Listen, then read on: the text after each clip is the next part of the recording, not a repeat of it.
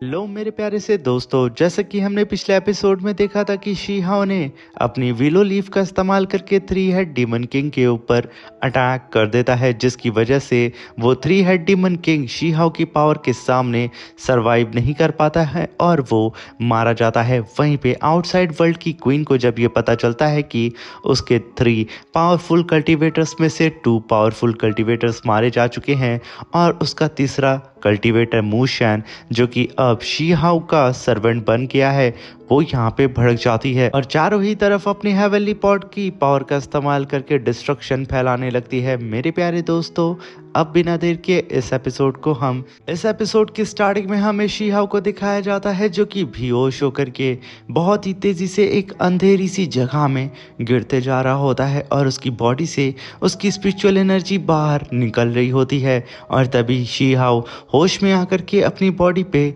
नज़र दौड़ाता है और वो देखता है कि उसकी बॉडी तो यहाँ से पूरी ही तरीके से डिसअपियर हो चुकी है। यहाँ पे सिर्फ शीहाओ की सोल ही मौजूद है। मगर तभी शीहाओ के आसपास कई सारे छोटे छोटे पार्टिकल्स मौजूद होते हैं, जिन्हें देख करके शीहाओ एक पार्टिकल पे अपनी फिंगर टच करता है, जिसकी वजह से वहाँ पे एक पोर्टल अपीयर होता है और शीहाओ को उसके पास्ट की मेमोरी नज़र आती है, जहाँ पे आउटसाइड वर्ल्ड की क्वीन के उस डिस्ट्रक्शन भरे अटैक की वजह से जो वर्ल्ड यहाँ पे थर्ड एल्डर और आउटसाइड क्वीन ने क्रिएट किया था वो डिस्ट्रॉय होने लगता है, जिसकी वजह से आउटसाइड वर्ल्ड के सारे ही कल्टीवेटर पोर्टल्स के द्वारा वहाँ से भागने लगते हैं। वहीं पे वो क्वीन जाते जाते मूशन से कहती है कि जब यहाँ पे इमॉर्टल लॉर्ड पूरी ही तरीके से अपनी आर्मी को लेकर के आएंगे और इस वर्ल्ड को डिस्ट्रॉय करेंगे, तो मैं देखूंगी मूशन आखिर तुम कब तक इन लोगों के पीठ पीछे छुप करके अपने आप को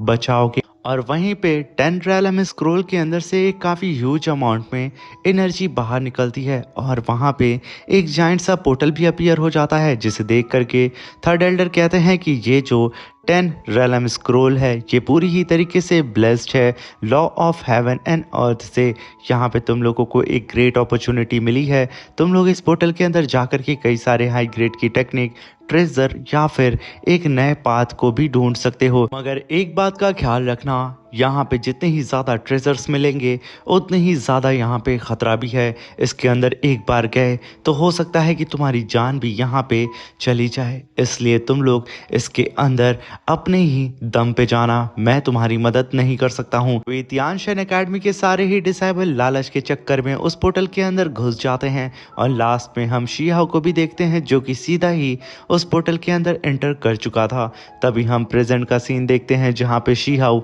अपनी मेमोरी से बाहर आते हुए कहता है कि फिलहाल के लिए उस पोर्टल के अंदर जैसे ही मैं एंटर किया था मेरी बॉडी तो यहाँ इरेज हो गई है, मगर मेरी यहाँ पे सोल मौजूद है। मगर तभी शीहाओ के सामने एक ब्लास्ट होता है और तभी शीहाओ अपनी आंखों के सामने एक लॉन्ग रिवर ऑफ टाइम देखता है, जिसे देख के शीहाओ एकदम दंग हो चुका था। और उस रिवर के ऊपर कई सारी सोल्स भी मौजूद होती हैं, जो कि टाइम के प्रभाव की वजह से वहाँ पे ख़त्म होती हैं। वहीं पे आसमान से कई सारे डार्क केज भी उस लॉन्ग रिवर ऑफ टाइम के ऊपर गिरते हैं, मगर वो सब भी तुरंत ही डिस्ट्रॉय हो जा रहे होते हैं। शीहाओ को यहाँ पे ये समझ नहीं आ रहा होता है कि आखिर ये सच्चाई है या फिर एक इल्यूजन, आखिर वो किस जगह पे आकर के फंस गया है। मगर तभी सडन वहाँ पे एक और काफ़ी बड़ा स्पिरिचुअल ब्लास्ट हमें देखने को मिलता है, जिसकी वजह से शीहाओ टेलीपोर्ट होकर के एक मेंशन के अंदर आके खड़ा हो जाता है। शीहाओ के चारों ही तरफ डिवाइन ऑरा और हाई ग्रेड में स्पिरिचुअल वाटर भी मौजूद होता है, मगर शीहाओ के सामने एक खून भरी दीवार होती है, जिसे देख करके शीहाओ काफ़ी अट्रैक्ट होता है और उसे जा करके टच कर देता है। जैसे ही शीहाओ ने उस वॉल को टच किया था वहाँ पे एक काफ़ी बड़ा स्पिरिचुअल ब्लास्ट होता है, जिसकी वजह से शीहाओ पीछे खिसक के चला जाता है और तभी उस वॉल के अंदर से कई सारी सोल बाहर आती हैं और ये सारी ही सोल एंशियंट टाइम से बिलोंग करती हैं, जो कि चीख चीख के कह रही होती हैं कि यहाँ पे इन सारे ही आउटसाइड वर्ल्ड के कल्टीवेटर से फाइट कर पाना बहुत ही मुश्किल है, हम इन्हें मारते हैं और ये लोग फिर से ही रीजनरेट हो जा रहे हैं, आखिर हम इनसे कैसे जीतेंगे। जाएंगे। तभी कुछ लोग वहाँ कहते हैं कि हमें किसी भी कीमत पे अपने वर्ल्ड को बचाना होगा, भले ही हमें यहाँ पे अपनी कुर्बानी क्यों ना देनी हो। ये सब सुन करके शीहाव कहता है कि आखिर एंशियंट टाइम में वो आउटसाइड वर्ल्ड के इमॉर्टल्स कितने ज़्यादा निर्दयी थे, जिन्होंने बेवजह ही ना जाने कितने मासूमों को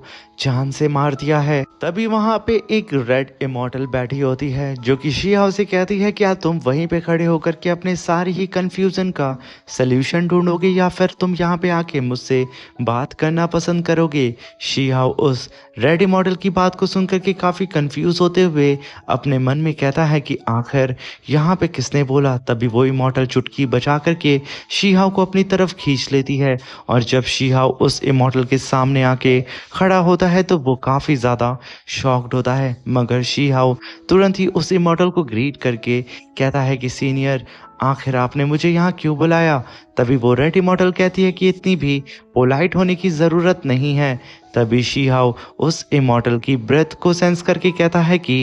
ये इमॉर्टल तो ट्रू इमॉर्टल लेवल पे है, सच में ये काफ़ी ज़्यादा पावरफुल है। मगर तभी वो गर्ल कहती है कि ट्रू इमॉर्टल, अगर मैं सच में इतनी ज़्यादा पावरफुल होती तो एंशियंट टाइम में जो वॉर हुई थी तो मैं उसमें हारती नहीं और ना ही मैं हार करके इस रिवर ऑफ टाइम के अंदर फंस जाती। ये सुन के शीहाव काफ़ी दंग होकर के बोलता है इसका मतलब आप भी एंशियंट टाइम में उस वॉर को हार गई थी, यानी कि हम लोग जिस जगह पे मौजूद हैं ये किसी तरीके की पुरानी बैटल फील्ड है। जिसे सुन करके वो गर्ल कहती है कि शायद, मगर मैं इसके बारे में कंफर्म नहीं हूँ। मगर एक बात मैं तुम्हें बता सकती हूँ कि तुम अपने वर्ल्ड में इस समय एग्जिस्ट नहीं कर रहे हो। ये बात सुन करके शीहाव काफ़ी ज़्यादा शॉक्ड होता है और उस इमॉर्टल गर्ल से कहता है कि क्या इसका मतलब ये है कि मेरा फिर से रीइंकार्नेशन हुआ है, मगर मैं तो यहाँ पे बिल्कुल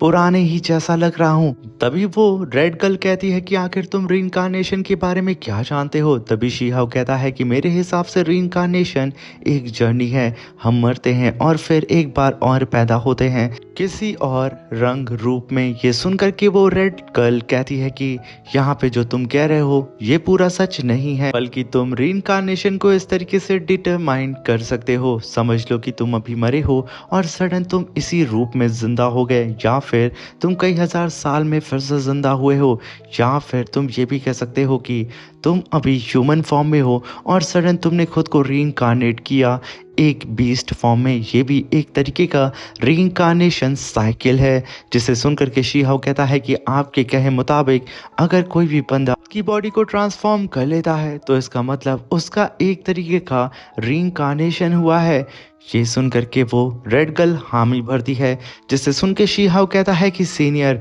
आपका बहुत बहुत धन्यवाद कि आपने मुझे इतने डीप वे में रीइंकार्नेशन की परिभाषा को समझाया है। जिसे सुन करके वो रेड गर्ल कहती है कि तुम काफ़ी ज़्यादा इंटेलिजेंट मुझे नजर आ रहे हो, तो क्या तुम मेरे साथ मेरी डिवाइन स्पिरिचुअल वाइन पीना पसंद करोगे। ये कहने के साथ वो शीहाव की तरफ देखती है और शीहाव उसे ग्रीट करके हामी भरता है और तभी वो लेडी अपने हाथ में एक छोटे से कप को वहाँ पे अपीयर करती है, जहाँ पे शीहाव चुपचाप खड़े होकर के उस लेडी की हरकतों को नोटिस कर रहा होता है। तभी शीहाव देखता है कि उस लेडी के हाथ में एक छोटा सा कप ऑलरेडी आ चुका है, जिसके अंदर उस लेडी ने अपने बड़े से जार के अंदर से उस कप के अंदर से थोड़ी सी वाइन को बाहर निकाल करके शीहाव की तरफ उस कप को भेज देती है। और जैसे ही वो कप शीहाव के करीब पहुंचता है, शीहाव तुरंत ही उस कप को पकड़ लेता है, जहां पे वो लेडी शीहाव से कहती है कि बच्चे जरा ध्यान से इस वाइन को धीरे धीरे करके पीना। ये कहते हुए वो बड़े ही आराम से लेटी होती है, मगर यहाँ पे तो शीहाव वाइन को देख करके एकदम खुश हो चुका था। वो उस वाइन को लेकर के फिर से सीनियर को ग्रीट करते हुए उस वाइन के कप को धीरे धीरे ना पी करके सीधा ही एक ही बार में पूरे के पूरे वाइन को पी लेता है। ये देख करके वो रेड गर्ल एकदम चौंकते हुए कहती है कि तुम पागल तो नहीं हो गए हो, मैंने तुमसे साफ साफ कहा था कि इस वाइन के कप को एक एक बूंद करके पीना, मगर तुमने ये क्या किया, तुमने एक ही बार में इसे पी लिया। तभी शीहाओ की बॉडी के अंदर से ह्यूज अमाउंट में स्पिरिचुअल ऑरा बाहर निकलता है, जहाँ पे शीहाओ पास्ट प्रेजेंट फ्यूचर में ट्रैवल कर रहा होता है। यहाँ तक कि शीहाओ रीइंकार्नेशन साइकिल के बारे में भी काफ़ी डीप अंडरस्टैंडिंग को भी हासिल कर रहा होता है। और तभी शीहाओ की बॉडी के अंदर से उसकी डिवाइन सीड बाहर निकलती है, जो कि उस डिवाइन स्पिरिचुअल वाइन को अपने अंदर एब्जॉर्ब करते हुए सीधा ही शीहाओ की मदद कर रही होती है। और डायरेक्टली वो जाकर के शीहाओ की बॉडी के अंदर फ्यूज हो जाती है, जहाँ पे शीहाओ कहता है कि "नहीं, मेरी इस डिवाइन सीड का लेना देना इस रिइंकार्नेशन से तो नहीं है ना"। तभी हम उस इमॉर्टल गर्ल को देखते हैं, जो कि शीहाओ की ओर देखते हुए कहती है कि क्या तुम बिल्कुल ठीक हो। तभी शीहाओ हामी भरते हुए कहता है कि सीनियर, सच में आपकी स्पिरिचुअल डिवाइन वाइन काफ़ी ज़्यादा शानदार है। क्या मुझे यहाँ पे एक और कप आपकी स्पिरिचुअल डिवाइन वाइन मिल सकती है, क्योंकि जैसे ही मैंने इसे पिया है मेरे पास फ्यूचर एंड पास्ट और साथ में रीइंकार्नेशन की काफ़ी अच्छी अंडरस्टैंडिंग हो चुकी है। मैं काफ़ी हद तक फ्यूचर को देख पाया हूँ और उसे प्रिडिक्ट कर पाया हूँ। तो प्लीज़ सीनियर, मुझे एक और कप ये डिवाइन वाइन दे दें। मैं रीइंकार्नेशन को और बेटर तरीके से सीखना चाहता हूँ। तभी वो रेड गर्ल शीहाओ से कहती है ठीक है। ये कहने के साथ वो अपने स्पिरिचुअल जार को फिर से उठाती है और उसे उठा करके सीधा ही शीहाओ की तरफ उसे भेज के शीहाओ के कप के अंदर फिर से एक और कप उस डिवाइन वाइन को डालने लगती है, जहाँ पे वो शीहाओ को बताती है कि मैं इस डिवाइन वाइन को कई हज़ार क्या कई बिलियन ईयर से पी रही हूँ। इसके हर एक ड्रॉप को पी करके मैं फ्यूचर को चेंज करने की कोशिश करती हूँ, मगर अफसोस की बात यह है कि मैं कितनी भी कोशिश कर लूँ, कितनी बार भी मैं फ्यूचर को प्रिडिक्ट क्यों ना कर लूँ, मैं फ्यूचर को चेंज नहीं कर पा रही हूँ। शायद एंशिएंट टाइम में जिस पाथ पे हम लोग चल रहे हैं वो पाथ अब पुराना हो चुका है। शायद अब हमें एक नए पाथ की ज़रूरत होगी। अगर तुम इस डिवाइन वाइन को पीते हो और अगर तुम सच में वो चूज़न वन हो, तो तुम यकीनन एक नया पाथ बना सकते हो और एक नए एरा को जन्म दे सकते हो। जिस तरीके से तुमने मेरे एक कप वाइन को एक ही बार में पी लिया, इसे कर पाना तो मेरे लिए भी स्टार्टिंग में नामुमकिन था। अगर तुम यहाँ पे सच में फ्यूचर और रीइंकार्नेशन को बेहतर तरीके से अच्छी अंडरस्टैंडिंग हासिल करना चाहते हो तो तुम्हें यहाँ पे मेरे जार को ही पकड़ना होगा। अगर तुम मेरे जार को यहाँ पे पकड़ के उससे एक ड्रॉप स्पिरिचुअल वाइन पी लेते हो, तो याद रखना कि तुम फ्यूचर और रीइंकार्नेशन को बहुत ही अच्छी तरीके से समझ जाओगे। मगर एक बात का ख्याल रखना, जैसे ही तुम मेरे जार को छुओगे, हेवनली फेथ तुम्हें पनिश करेगा। हो सकता है कि इस बीच में तुम्हारी जान चली जाए, इसलिए सावधान होकर के अपने कदम को आगे बढ़ाना। तभी शीहाओ तुरंत ही बिना सोचे समझे अपने हाथ को आगे उस स्पॉट की तरफ बढ़ा देता है। तभी हम उस 10 रैलम स्क्रोल को देखते हैं, जो कि पूरी तरीके से रेड होकर के कई सारे मॉन्स्टर्स और कई सारे डार्क केज से सीधा ही शीहाओ के ऊपर अटैक कर देता है। मगर तभी हम शीहाओ को देखते हैं, जो कि उस पॉट को पकड़ लेता है और मुस्कुराते हुए अपनी पावर को रिलीज करते हुए सीधा ही उस पॉट को अपनी तरफ खींचने लगता है, जहाँ पे आसमान से कई सारे मॉन्स्टर और केज की बारिश हो रही होती है। तभी शीहाओ सीधा ही उस पॉट के अंदर से एक बूंद को अपने मुंह के अंदर डाल लेता है और तभी शीहाओ के मुंह के अंदर से एक स्पिरिचुअल ऑरा बाहर निकलता है, जो कि पूरे के पूरे टाइम एंड स्पेस को फ्रीज करके रख देता है। और जैसे ही शीहाओ उस जार के अंदर से और भी ज़्यादा स्पिरिचुअल वाइन को पीता है, वहाँ पे शीहाओ की डिवाइन बॉडी यानी कि थंडर एम्परर की डिवाइन बॉडी भी अपीयर हो जाती है, जो कि शीहाओ की हेल्प कर रही होती है उस डिवाइन वाइन को कंज्यूम करने में। और आसपास में जितने भी मॉन्स्टर, डार्क केज, जितनी भी चीज़ें होती हैं वो सब की सब डिस्ट्रॉय हो चुकी थी। ये देख करके वहाँ पे उस रेड गर्ल को यकीन नहीं होता है कि आखिर लड़का वही तो नहीं है जिसकी तलाश मैं सदियों से कर रही थी। क्या यही हमारे लिए एक न्यू एरा ऑरा को लिखेगा, क्या ये एक न्यू पाथ को जनरेट करेगा। मगर तभी आसमान में क्रैक्स पड़ने लगते हैं। शीहाओ और उस रेड कल की नज़र आसमान में पड़ती है, जहाँ से एक जाइंट हैंड सीधा ही शीहाओ की तरफ बढ़ रहा होता है और आसमान से एक बंदे की आवाज़ आती है और वो कहता है कि फाइनली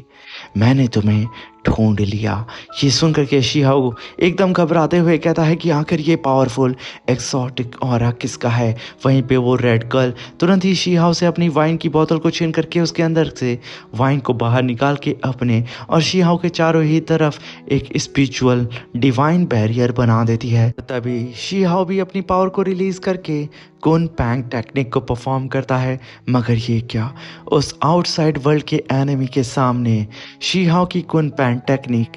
किसी भी लायक की नहीं होती है। वो पूरी तरीके से सप्रेस हो जाती है। तभी वो रेड गर्ल कहती है कि संभल करके, हमारे सामने जो एनिमी है वो इमॉर्टल किंग लेवल का कल्टीवेटर है, जिसके पास एबिलिटी है कि वो टाइम एंड स्पेस को क्रैक करके हमारे वर्ल्ड में एंटर कर सकता है। ये शायद सीधा ही तुम्हें ही जान से मारने के लिए आया है। वो रेड गर्ल अपने एनिमी से कहती है कि क्या तुम्हें डर नहीं लग रहा है कि तुम हमारी टेरिटरी के अंदर घुस करके हमें मारने की कोशिश ज़बरदस्ती कर रहे हो। क्या तुम्हें हेवन से डर नहीं लगता है कि वो तुम्हारे ऊपर कहर बरसाएगा और वो तुम सबको ख़त्म कर देगा। मगर तभी वो बंदा हंसते हुए कहता है कि मैं तुम्हें बता दूं कि मैं यहाँ पे तुम सबको ख़त्म कर दूंगा। ये कहने के साथ हमें उस बंदे की शक्ल को दिखाया जाता है, जो कि आंखें बंद करके सीधा ही उस रेड गर्ल से कहता है कि मेरे क्लैन के पास टाइम एंड स्पेस को रिवर्स करने की पावर है। हमारे लिए टाइम और स्पेस कुछ भी नहीं है, हम जब भी चाहें उसे रीशेप दे सकते हैं। मगर तभी वहाँ पे एक और स्पिरिचुअल एनर्जी अपीयर होती है, जो कि टाइम स्पेस को वहीं पे फ्रीज करके रख देती है, जिसे सेंस करके वो एनिमी कहता है कि आखिर कौन है जो कि मेरे मिशन में दखल अंदाजी कर रहा है। तभी हम देखते हैं कि वो गोल्डन ऑरा धीरे धीरे करके अपनी पावर को बढ़ाया जा रहा होता है और वहाँ पे एक हमें ब्लैक होल भी नज़र आता है, जो कि काफ़ी तेज़ी से अपने अंदर उस गोल्डन डिवाइन ऑरा को कलेक्ट कर रहा होता है। और तभी वहाँ पे एक ब्लास्ट होता है और वहाँ पे एक गोल्डन लेडी अपीयर होती है, जो कि मास्क पहनी होती है, जिसे देख के शीहाओ काफ़ी शॉक्ड होकर के कहता है कि इस लेडी के चारों ही तरफ डेडली ब्लडी ऑरा मौजूद है। आखिर ये किस टाइम से बिलोंग करती है। तभी हम देखते हैं कि वो लेडी सिर्फ चुटकी बजाते हुए उस आउटसाइड वर्ल्ड के एनिमी के जाइंट से पाम को फ्रीज कर देती है, जहाँ पे उसने एक ही चुटकी में उस पूरे के पूरे पाम को ही डिस्ट्रॉय करके रख दिया था और वो चारों ही तरफ अपने स्पिरिचुअल ऑरा को फैलाने लगती है। इसके पास भी सेम शीहाओ की तरह ही विलो लीव्स जैसी ही पावर होती है, जिसे देख करके वो रेड गर्ल कहती है कि आखिर ये लड़की कौन है जिसने इमॉर्टल किंग के अटैक को काफ़ी इजीली ख़त्म कर दिया। आखिर ये किस एरा से बिलोंग करती है, इसकी कल्टीवेशन लेवल क्या होगी। इस बात से तो बेचारा शीहाओ भी काफ़ी कंफ्यूज हो रहा होता है। तभी हम उस लेडी को देखते हैं, जो कि अपनी पावर को रिलीज करते हुए अपने फ्लावर को समन करती है। ये देख करके वो एनिमी भड़क चुका था, वो भी अपनी पावर को एक्टिवेट करते हुए पूरी तरीके से तैयार हो चुका था उस गोल्डन गर्ल के ऊपर काफ़ी पावरफुल स्पिरिचुअल बीम अटैक करने के लिए। मगर तभी हम देखते हैं कि उस लेडी ने सीधा ही उस एनिमी के ऊपर अटैक कर दिया था, जहाँ पे वो एनिमी काफ़ी पावरफुल स्पिरिचुअल अटैक सीधा ही उस लेडी के फ्लावर अटैक के ऊपर अटैक करता है। मगर यहाँ पे तो उस लेडी ने तो अपनी पावर से उस एनिमी के अटैक को फ्रीज करके पूरी ही तरीके से डिस्ट्रॉय करके रख दिया था, जिसे सेंस करके वो एनिमी हंसते हुए कहता है कि मैं ना जाने कितनी बार मारा जा चुका हूँ और ना जाने कितनी बार रीइंकार्नेट हुआ हूँ, मगर आज तक मैंने तुम्हारी जैसी पावर को फील ही नहीं किया है। तुमने अपने बात को खुद से ही बनाया है, यकीनन तुम काफ़ी अमेजिंग हो। तभी हम उस लेडी को देखते हैं, जो कि अपने मास्क को निकाल करके सीधा ही उस रेड इमॉर्टल के ऊपर अटैक कर देती है। तभी वो एनिमी भी काफ़ी पावरफुल स्पिरिचुअल बीम अटैक सीधा ही उस गर्ल के मास्क के ऊपर कर देता है। जैसे ही ये दोनों ही हेवनली पावर आपस में टकराती हैं, वहाँ पे काफ़ी बड़ा डिस्ट्रक्शन चारों ही तरफ होना स्टार्ट हो जाता है, जहाँ पे उस मास्क के अंदर से एक स्पिरिचुअल ड्रॉप वाटर की नीचे गिरती है, जो वाटर चारों ही तरफ से उस एनिमी को घेर लेता है, जहाँ पे वो एनिमी तुरंत ही अपने हेवनली डीमन फर्नेस को समन करता है और उससे एक चारों ही तरफ बैरियर बना करके अपने फर्नेस से सीधा ही उस मास्क के ऊपर अटैक कर देता है। जैसे ही ये दोनों फिर से पावर आपस में क्लैश करती हैं, चारों ही तरफ तबाही मचने लगती है, जिसे देख करके वो रेड गर्ल तुरंत ही अपने चारों ही तरफ अपनी वाइन वाटर से स्पिरिचुअल बैरियर बना करके शीहाओ से कहती है कि हल करके मैं इस अटैक को ज़्यादा देर तक होल्ड नहीं कर सकती हूँ। तभी हम देखते हैं कि उस रेड लेडी के पॉट में क्रैक्स पड़ते हैं और एक ब्लास्ट के साथ शीहाओ और वो खुद पीछे खिसक के चले जाते हैं। तभी हम उस इमॉर्टल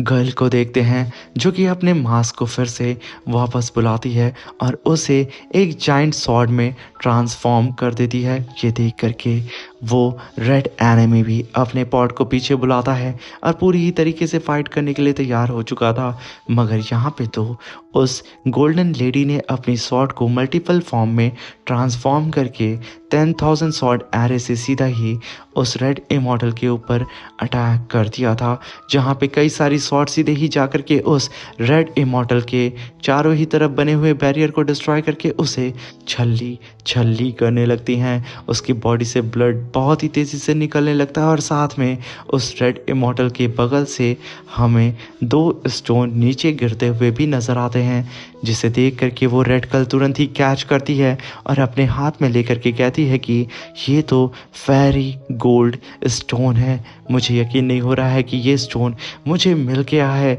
मगर तभी हम उस रेड इमॉर्टल को देखते हैं जो कि पूरी तरीके से घायल हो चुका था और उसका ब्लड चारों ही तरफ फ्लोट कर रहा होता है, मगर वो हंसते हुए कहता है कि तुम मेरे ब्लड को यहाँ पे जितना भी चारों ही तरफ फैलाओगी, मैं उतना ही ज़्यादा पावरफुल होता जाऊँगा। ये कहने के साथ वो रेड इमॉर्टल अपनी पावर को रिलीज़ करके अपने ब्लड को चारों ही दिशाओं में फैला करके चारों ही तरफ डिस्ट्रक्शन मचाना स्टार्ट कर देता है, जिसकी वजह से शीहाओ उस रेड गर्ल सभी लोगों को तकलीफ़ का सामना करना पड़ता है। मगर तभी वो गोल्डन गर्ल अपने मास्क को फिर से लिक्विड फॉर्म में चेंज करती है और वहाँ पे हैंड साइन बना करके सीधा ही एक जाइंट से पॉट को समन करती है और उस पॉट की पावर को एक्टिवेट करके सीधा ही उस इमॉर्टल के सारे ही ब्लड को अपने पॉट के अंदर एब्जॉर्ब करना स्टार्ट कर देती है, यहाँ तक कि वो अपने पॉट के अंदर उस इमॉर्टल की जाइंट धर्मा बॉडी तक को ही एब्जॉर्ब कर लेती है,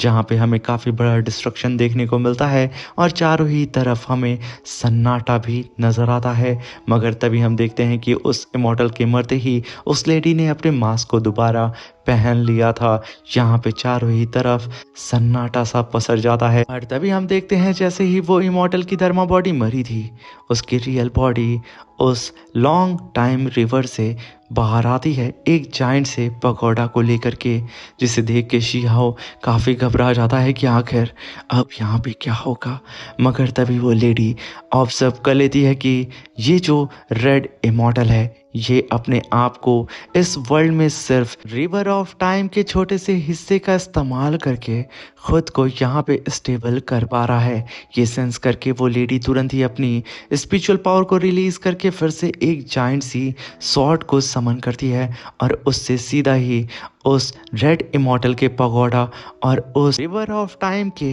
छोटे से हिस्से पे अटैक कर देती है। ये अटैक इतना ख़तरनाक होता है कि उस रेड इमॉर्टल का पगोडा और साथ में लॉन्ग रिवर ऑफ टाइम के छोटा सा हिस्सा जिसके अंदर से वो पगोडा बाहर निकला था, वो तक यहाँ पे एक काफ़ी ब्लास्ट के साथ डिस्ट्रॉय हो जाता है, जहाँ पे वो इमॉर्टल जाते जाते कहता है कि भले ही तुमने यहाँ पे टाइम ऑफ रिवर को डिस्ट्रॉय कर दिया है, मगर तुम यहाँ पे इस बंदे के फेथ को बदल नहीं सकती हो। तभी वो लेडी शीहाओ की तरफ देखते हुए पीछे जाती हुए अपने मन में कहती है कि पिछली बार तुम मेरी आंखों के सामने मारे गए थे, मगर तुम्हारा फिर से रीइंकार्नेशन हुआ है। तुम पहले ही जैसे हार्ड वर्किंग हो। मैं पिछली बार मदद नहीं कर पाई थी तुम्हारी, मगर मैं इस बार तुम्हारी मदद करके जा रही हूँ। वो फाइनल गुड बाय शीहाओ को बोल के चली जाती है। तभी वो रेड इमॉर्टल शीहाओ को बताती है कि इस लेडी ने तुम्हारे खातिर लॉन्ग रिवर ऑफ टाइम की छोटे से हिस्से को डिस्ट्रॉय कर दिया है, जिसकी वजह से आज तुम्हारी जान बच गई है। तभी शीहाओ कहता है कि आखिर इस लेडी के पास कैसी पावर थी जिसने अपने दम पे हेवन एंड अर्थ के रूल को कंट्रोल कर रही थी। तभी वो रेड इमॉर्टल कहती है कि नहीं, इस लेडी ने तो पूरी तरीके से हेवन एंड अर्थ की पावर को ही सप्रेस करके रखा है। ये एक पीयरलेस जीनियस थी। ये कहते हुए वो वहां से चली जाती है और शीहाओ के लिए वो गोल्डन फेरी स्टोन और साथ में उस लेडी ने जो अपने ब्लैक पॉट को छोड़ा था वो शीहाओ के लिए वहाँ छोड़ के जाती है। और जाते जाते वो शीहाओ से कहती है कि ये गिफ्ट तुम्हारे लिए उस लेडी ने छोड़ा है। तभी सीन शिफ्ट होता है और हमें दिखाया जाता है कि शीहाओ 10 रैलम स्क्रोल से बाहर आ चुका था, जहाँ पे उसके सामने मूशन कल्टीवेशन कर रहा होता है आराम से कोने में बैठ के। और वहीं पे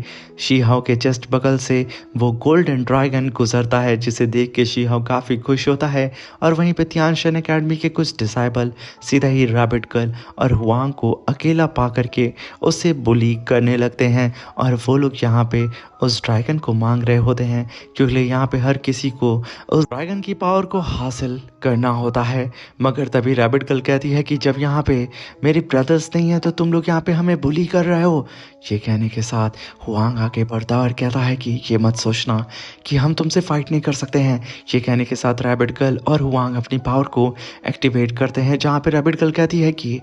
तुम लोग याद रखना, जैसे ही मेरे ब्रदर शीहाओ आएंगे तो वो तुम लोगों की बैंड बचा देंगे। तभी शीहाओ टेलीपैथी के थ्रू मूशन से कहता है कि देखो, पीछे तियानशन एकेडमी के डिसाइबल उस रैबिट गर्ल को परेशान कर रहे हैं और उससे कम्युनिकेट करने की कोशिश कर रहे हैं। जाओ और उन लोगों को मेरे खातिर सबक सिखाओ, और हाँ, उन्हें अच्छे से कूटना और उन्हें बताना कि कम्युनिकेट कैसे करते हैं। तभी मूशन टेलीपोर्ट होकर के सीधा ही रैबिट गर्ल और तियानशन एकेडमी के डिसाइबल्स के बीच में आता है और अपनी पावर को रिलीज करते हुए कहता है कि चलो फिर क्यों ना हम लोग आपस में ही कम्युनिकेट करें और देखें कि आखिर इस रैबिट गर्ल से इस ड्रैगन को कौन चीनता है। तभी शीहाओ मुस्कुराते हुए पलटता है और इसी के साथ मेरे प्यारे दोस्तों ये शानदार सा एपिसोड खत्म होता है।